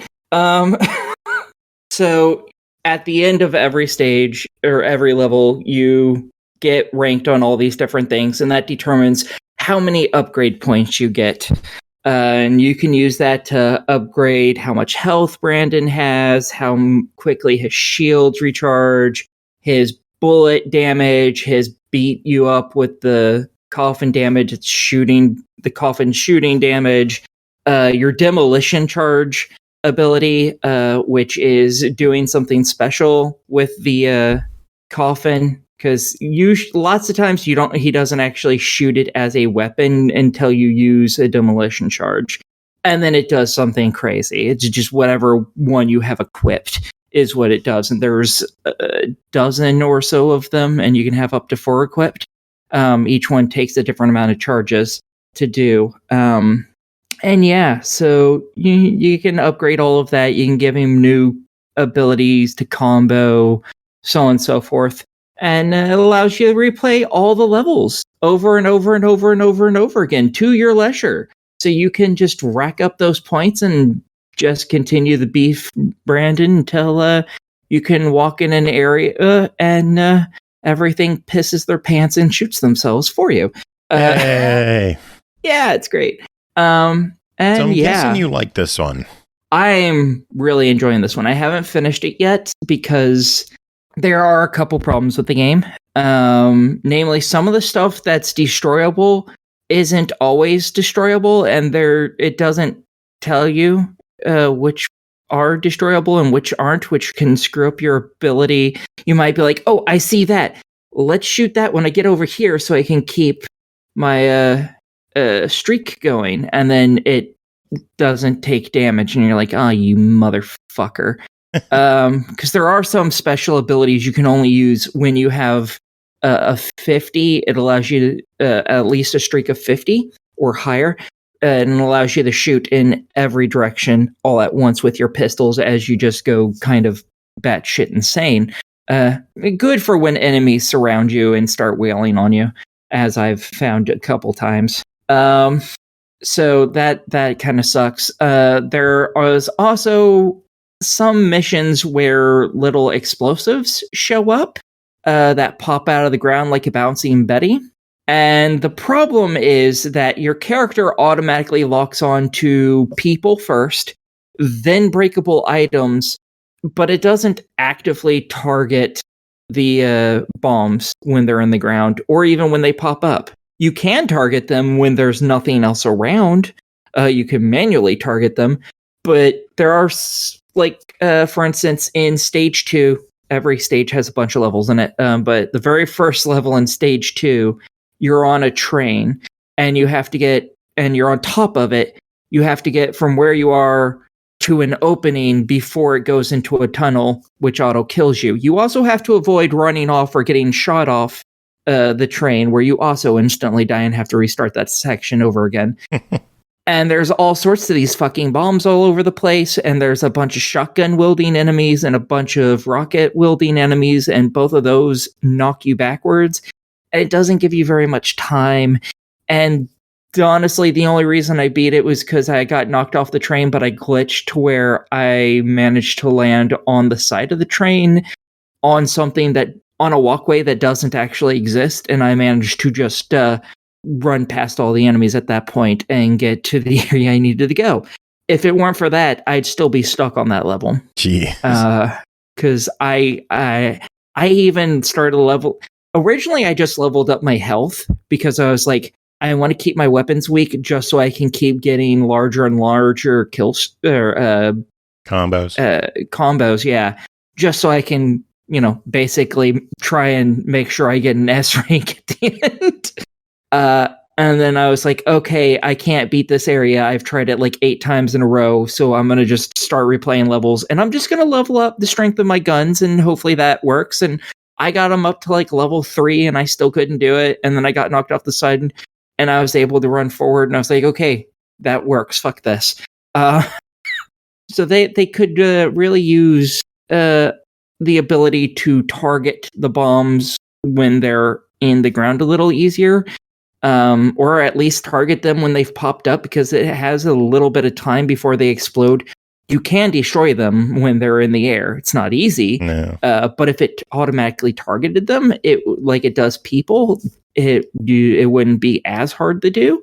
And that would make sections like that a little easier. Because I don't know how you're supposed to get through that. I even before just today, I worked on that for like just that end section because it was the very end of the train was where of that level was where I had the biggest trouble. Because there's a section literally right at the end. Once you pass it, you beat that level. And I sat there for over 10 minutes playing through a like 30, 40 second long section over and over and over. Because I kept getting knocked off the train or I'd get into the tunnel and die. And, that kind of kills the fun. I also don't like how they made Brandon look in this. Because he kind of looks emo. Very emo. And that's really weird looking. Especially for a dude who's like 40 something. He shouldn't look like an emo. That's the average age of emos right now. Yeah, it is. Maybe, but anyway, the game's $50. What do you think about it? You've been going on for a while. Yes, and I could go on longer. I know you can. That's why I'm jumping in. Yes, buy this game. It's fantastic. I love it. Play it, please. Cool. I want more. I wonder if the character design is still done by Yasuhiro Naito. I have no idea. You'd have to look that up. He was the creator of Trigun, my favorite anime. And he did the design for the characters on the first Gungrave. Well, I know they kept that for the second Gungrave game. I don't know if they kept him for this one because a lot of the characters do look different. All the new characters look quite a bit different than what they did in prior games. Okay. However, they kept lots of the aesthetics, like Bunji, a character who keeps reoccurring in the games. He looks about the same. Gungrave looks kind of the same. They've changed his hair and made him look a lot more emo. They've elongated his face and stuff, but otherwise, like, he has the same general appearance. Everyone else looks characters do kind of look a little emo sometimes. Yeah. Yeah. Okay. Yeah, but none of the other characters look anything like prior ones, which is kind of a shame because I liked the older art style more. But still a good game. I love Naito's art style. Anyway, I was just curious because I haven't seen credits for this game, so I don't know. I haven't beaten it either. I'm on stage like 4. Anyway, next game, This Way Madness Lies, developed and published by Zeboyd Digital Entertainment, released November 10th on Steam for $9.99. Shakespeare and magical girls, what could be better? Save the worlds of Shakespeare from the forces of nightmare in this fast-paced, turn-based JRPG comedy. Pernell, what is going on in This Way Madness Lies? So this game is, for those who may not be in the know on it, a company goes by Zeboyd Games. They've done games such as Breath of Death 7, and more notably in recent years, they've done Cosmic Star Heroine and Cthulhu Saves Christmas. Oh yeah, I have both those games. Yes. So in that case, you already know what you're getting out of this game, which is a honestly very well written and succinct JRPG experience. In the case of this title, you play as a group of girls who are a part of a high school drama club called Stratford upon Avon High. It's an interesting name. And these girls also happen to be magical girls. And they also have the ability to transport themselves into the dimensions of Shakespearean plays to save them from eldritch horrors. It's as weird as it sounds. It's doubly interesting by the fact that the game doesn't prep you for any of it. It takes you, it's one of those games where they put you in it and you just kind of have to accept that this is the world they live in and they just kind of run you through it. And it totally works because it's well written and hilarious in the way that they execute it. The general gameplay loop of this title is that you will experience segment, I guess like vignettes of the girls' lives. They'll be interacting with each other, having fun conversations. Oh, and also they know you exist and they refer to you by a variety of different names. They keep changing it as the game progresses, which I kind of like. But they talk to you and ask you for suggestions on things to do and stuff like that, which can sometimes affect how the events occur and like the dialogue that takes place in them. But however, every once in a while, a situation will occur, resulting in them having to transport their way into a Shakespearean play. And when that happens, that's pretty much how the dungeons are affected in the game. They transport in, and usually a group of the girls will be there, typically 4, sometimes 3, and eventually you'll be all of them, and you'll be able to choose which girls you want for your party. And then you'll explore the dungeon, fight battles, and eventually resolve the problem and come back out. Now, it's interesting because the way they do this with this game is the battle system. It's very different from a lot of turn-based RPGs that I'm used to playing in a way that I genuinely enjoy. Each character can equip up to about 7 different abilities. They each have a normal effect, and when you use it, it's going away, like it fades off, and you can't use it again until you do a defend action to recharge your abilities. Now, the abilities come in a variety of different forms. Like they're typically elemental magic attacks. They can be physical attacks. Sometimes they have very stat bumping elements or what have you. But each time you take a turn, you'll increase your hyper gauge. And when your hyper gauge maxes out, all of your abilities take on a secondary form. So, for example, one might normally do 100% damage, but if you're in hyper mode, it does 250% damage. But in other times, it get particularly weird. Like one character that I really came to like, though at first she drove me crazy, her thing, Miranda, what she typically does is most of her abilities are stat related, but when she goes into hyper mode, they invert. So, for example, one ability might make an enemy vulnerable, which means it takes double damage on the next attack. But if she's in hyper mode, it disarms them, which makes them do less damage from their attacks. And it becomes wild because once you start accepting the fact that characters can buff other characters' hyperstats or their abilities, and also the fact that characters have unite attacks, which is where they combine together to do a special magical girl super attack, which can only be done once per battle, per combination of girls, it starts to feel like rather than being 4 characters that have individual strengths and weaknesses, you're kind of controlling one cohesive blob of a team. And you're kind of working around what girl's going to do next to buff the other girl so that the other girl after her can do her ability. Or being like, okay, well, if I put her to defend to get a hyper gauge and this person buffs her hyper gauge, she can do her combo attack with this girl to get like this extra buff of damage because hyper attacks for unites do extra damage. You start to do a lot of playing around with trying to get good combinations of abilities that go off. In addition to that, as the girls level up, because that's the other thing about the whole cohesion thing, rather than level up individually, the girls level up as a team. So the entire drama club levels up together, which means even if a character dies, big whoop, everyone levels and gets experience. And also they all heal after the battle too, so they don't make you sit in the menu chugging items or whatever, which we'll talk about that actually in a second too, because the items are pretty good in this game too. You, in addition to leveling up and getting new abilities, sometimes you'll also learn new traits. You see, because the way your stats actually increase in this game is by equipping unlocked traits, which gives you various buffs across your stats. But also they'll give you different abilities that are passive based on what you use. So you might have one that say will take one of your attacks but turn it into a fire-based attack. So now it's like, okay, not only do I get these cool buffs, but also it augments one of my attacks so it does a different type of damage, which is good because I can hit enemy fire weaknesses with this character now, whereas I couldn't before.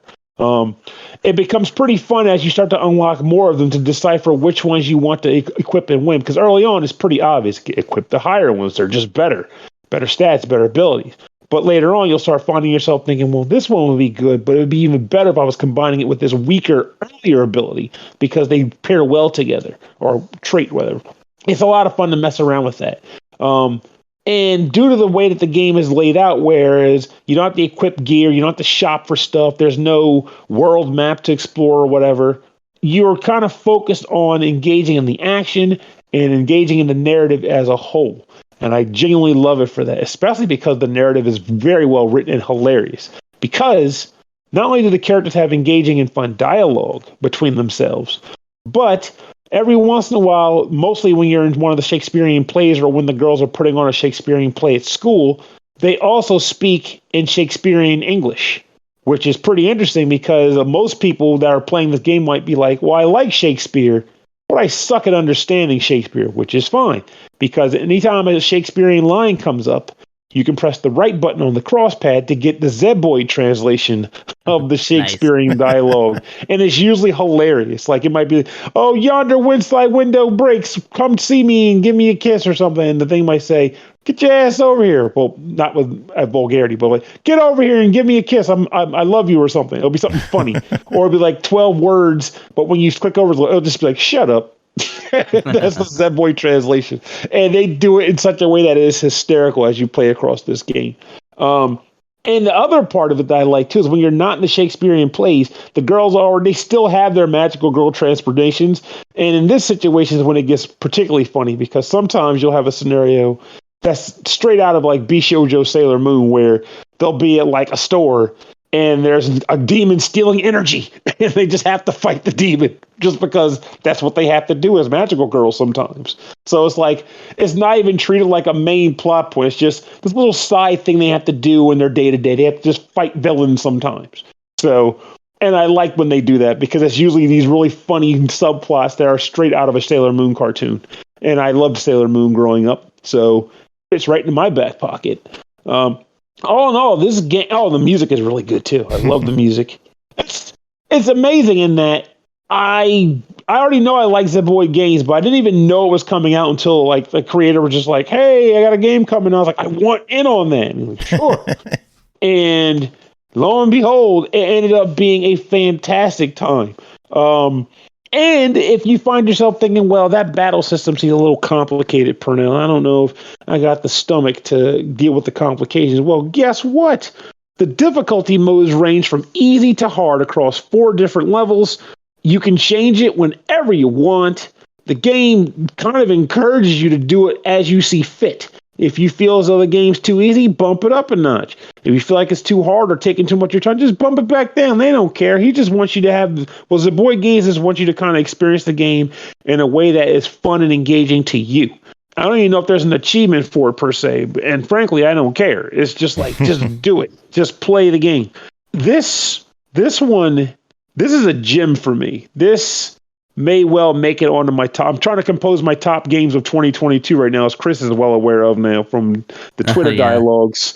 And I haven't been ranking them, but I guess I should, because we'll be prepping for that. Oh yeah, like it's one thing to be like, it's hard to one thing to be like, okay, this is my favorite game ever, and I'm going to rank 10 games. But it's nothing to just be like, I just think these 10 games are great, but I don't know which is better than what. And that, as hard as it is possible. And I do feel like this game has a shot of being in that top 10 because I mean, you know me, if a game can actually make me audibly laugh while I play it not because of a glitch, but because of something they actually intended for me to laugh at, that goes miles for me. And the ghost story segment, there's a lot of parts where it happens, but the ghost story segment in this game, when they're all around a campfire telling ghost stories to each other, I actually was laughing. And I didn't expect to laugh at that scene, but it worked. And at that point, I was like, yeah, this game is legit. This is a gem for me. This was definitely worth playing over Pokemon Scarlet. I have no time was lost playing this game. I felt like it was worth it. And I recommend it to pretty much anybody who likes JRPG structure. Doubly so if you like JRPGs but don't want to deal with all the fat that they can have porked in them sometimes. Well, $10. What's your official verdict? Absolutely buy this game. It is solid. This is a solid product. And if you don't like it, well, that's okay. You're allowed to. But man, I'm sorry to hear that because you're disliking a great thing. I may have missed it, but is the combat turn-based or real-time? Oh, you didn't miss it. I probably should have straight up said the one or the other. It is absolutely turn-based. So it's 4 girls. The 4 girls, they each have their ability bars you choose the options from, and then the enemies jump in there here and there based on speed routers or whatever. And what systems is this on again? Steam. I know it's on Steam right now. It may get a console release down the line. So I know some members of their other games did get console releases, but for now it's just Steam. No. And on Steam, is it Mac and PC? Let me look. No, it looks like it's only PC, unfortunately. I'm going to have to commandeer Chris's computer to make this happen. Come on, Chris. Be a hero. It is playable on Windows 7, though, so Aki could play it. It's nice. I think if you like, well, even if you don't like magicals, but especially if you like magical girls, I think you'll like this game. Cool. Well, we got one. Okay, go ahead. Who was talking? Who did I cut off? I'm a dick. Oh, that was me. I was just saying. I was just responding to the magical girl comment saying, "I love Sailor Moon." Oh, you're in. You'll love this game. I promise. All right, we're good. Next game, final game. One more game to talk about. Dodo, developed and published by Flynns Arcade, released December 1st on the Switch for $4.99. Donut Dodo is a lighthearted arcade game reminiscent of the beloved classics from the 80s that we still cherish to this very day. You play as Baker Billy Burns, who has to run, jump, and climb to outwit Donut Dodo and his bunch of clueless minions. Your goal is to collect all the donuts in each level in the best possible time. Will you top the high score table today? Come and join the fun. Chris, tell us about Donut Dodo. Okay, well, Donut Dodo is a modern retro kind of game. This is very much a thing that's kind of based on, like, you know, I don't know what they call, like, the golden years of arcade games, whatever. You could tell just by the fact that the bad guy's name is the title. So, you know, you got clear Donkey Kong kind of vibes going on there.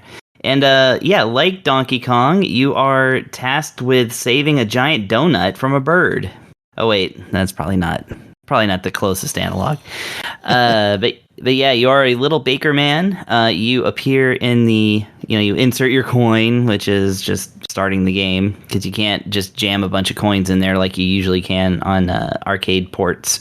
But yeah, you got your little baker guy, and you are in a single screen level with a dodo running across the top, guarding a gigantic donut. And you basically have to jump on platforms, climb ladders, go from one side of the screen to the other through magical warps, Pac-Man style, in order to grab all of the pink sugar-frosted donuts that are in the stage.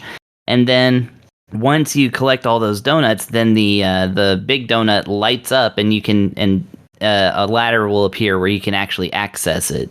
So it's got a few different games, like, you know, influence going on there. Almost everything in here is recognizable from, like, an older arcade game, like an early 80s kind of jam. You know, you've even got the little introduction to the characters, like if you just let the game go into attract mode. The characters, which of course are all the enemies that are in the game, are a little cute green mouse called Sniffy, a big toilet named Stinky, and then there's there's a Pac-Man ghost that I actually think doesn't appear in the game. It's just called Winky. And I mean, so the stage has 5 levels that play in a loop, again, kind of like Donkey Kong. And in order to choose other difficulty settings apart from easy/medium, you have to go through 2 loops of the previous difficulty. So lots to do here, and especially given the fact that the easy game is not easy. This is very much fashioned after an old-ass arcade game. So, like, it gets tough.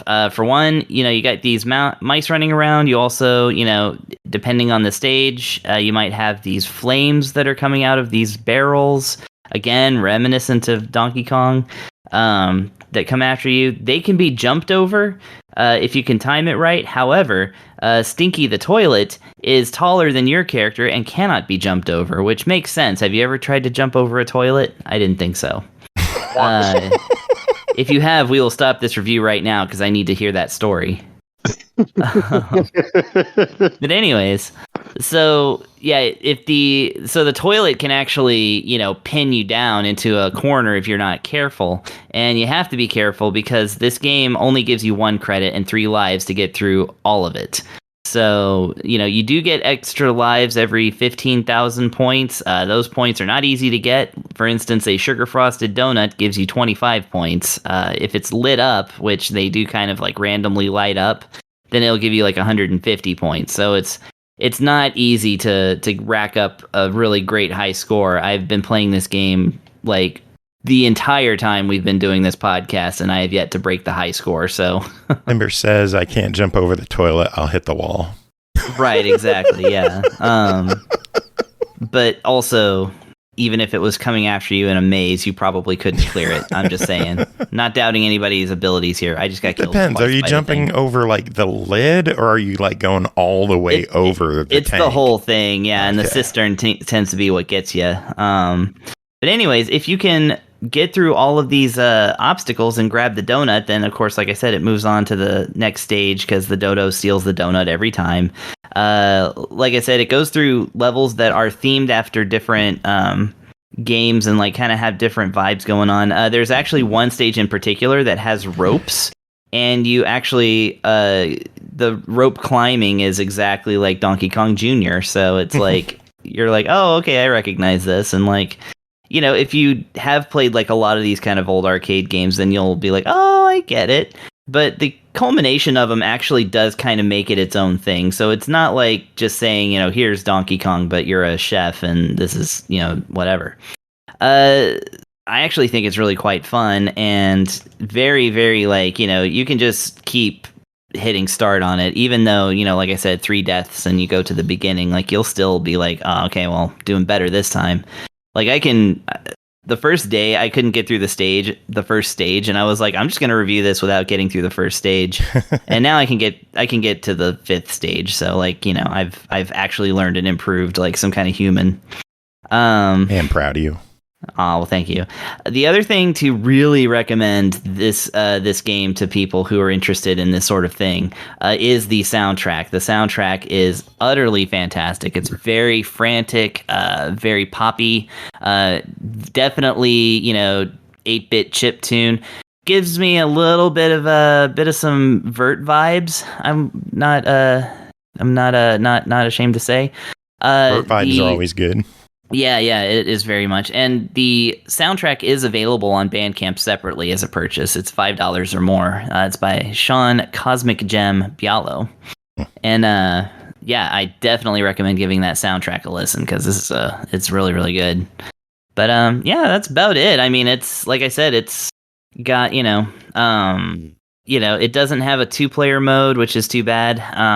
It does have a speedrun mode if you are able to beat medium hard mode, which again, you have to beat easy medium mode twice in order to do that.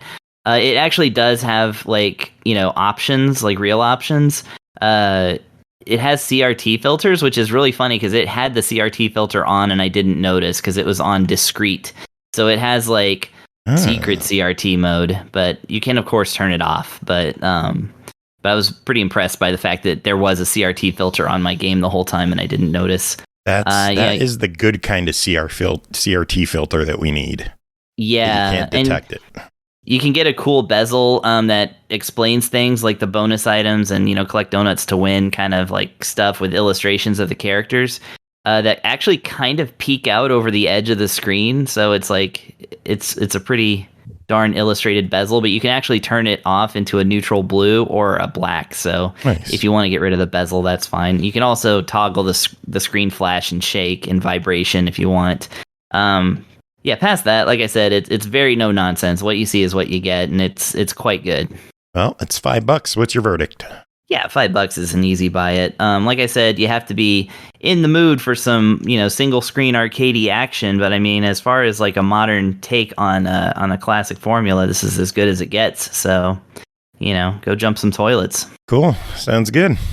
All right, we are done. We are finished. We made it through. Huzzah. Kinky bananas. Music. Chris, you like the whole OneUps thing. We need another OneUps. Catherine, do you like the OneUps? Do you have a favorite track? Catherine does like the OneUps as far as I know. I do like the OneUps. I don't know any of the names of any of their things, though. You know the game? No. The game? Yeah. Like I don't know about the games that they cover. Yeah. Oh, do I know the games that they cover? Honestly, I don't remember.